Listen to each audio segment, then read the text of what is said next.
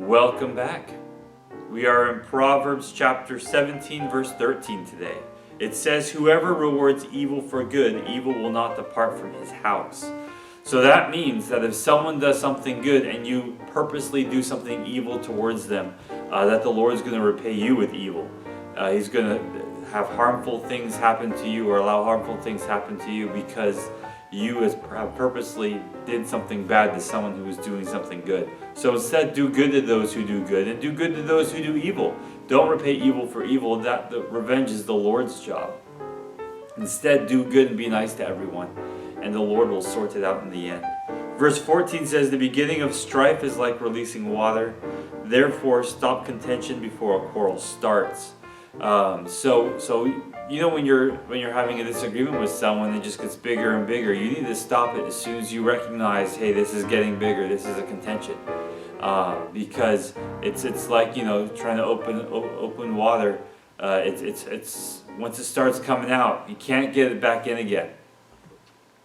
It's talking about like if there's a dam and the water's behind the dam and you start picking away at it and a little bit of water comes out, well soon that little bit of water becomes a lot of water and then the dam's busted. It just takes one leak to break the dam.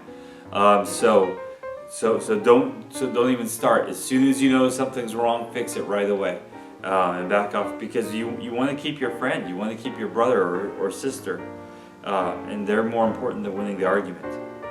Verse 15 says, "He who justifies the wicked and he who condemns the just, both of them are like an abomination to the Lord." So if you're looking at a wicked person and you're trying to say, no, they're not wicked, they're actually okay, they're good. And if you're looking at a just person and you're condemning them and saying they're evil, both of those are something that the Lord hates. And that happens today in our society. And that's why I feel it's so hard for Christians to become lawyers nowadays. Although we do need Christian lawyers, we need them to do the right thing. But a lot of times lawyers are forced to defend the wicked in their wickedness, to try and find some loophole to get the person off. Or in the other case, because of governmental pressures or whatever, they would have to condemn the just, because they're trying to fight for equality. But what they're really doing is hurting people who are just trying to do the right thing.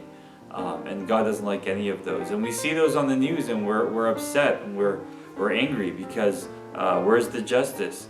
Well, the justice is coming. We don't need to be angry. We don't need to be upset. We need to pray. We need to pray for those people who are being treated wrong. We need to pray for the people who are doing the wrong treating, that they would learn who the Lord is, and that they would come to Him and they would repent from their evil doings, and that they would be Christians from then on. We need to pray for them. Because they're only doing what their father has taught them, except their father is the devil, and he's taught them wrong things. But then again, so was ours one day back, and then Jesus rescued us from that, and our Father gets to be Him in heaven, and so we get a new Father, the righteous Father, and so we get to do His will, and His will is not to get upset and get angry. Remember, Jesus came down and saw the sin around Him, and He died for us. And I don't see Christians going around dying for a lot of evil people today. Instead, we just get on Facebook and yell and get angry and make fun of people. That's not what Jesus did. Even when Jesus cleared out the temple, right? He made the whip of cords and cleared them out because they were an abomination to Him. They were buying and selling and cheating people within the temple courts. And He cast them all out. It wasn't like a fit of rage where He just got angry and did that. He actually went away and made the whip of cords and came back. And it's like He wasn't angry. He was just clearing house. He was still doing His Father's will.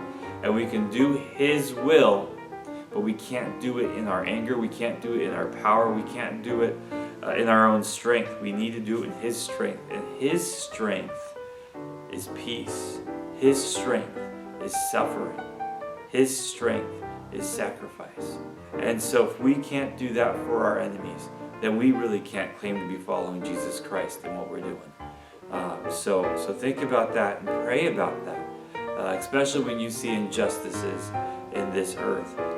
God never tells us we need to rise up against them and fight them physically, because His kingdom is not a physical kingdom. God bless you and have a good day. See you next time.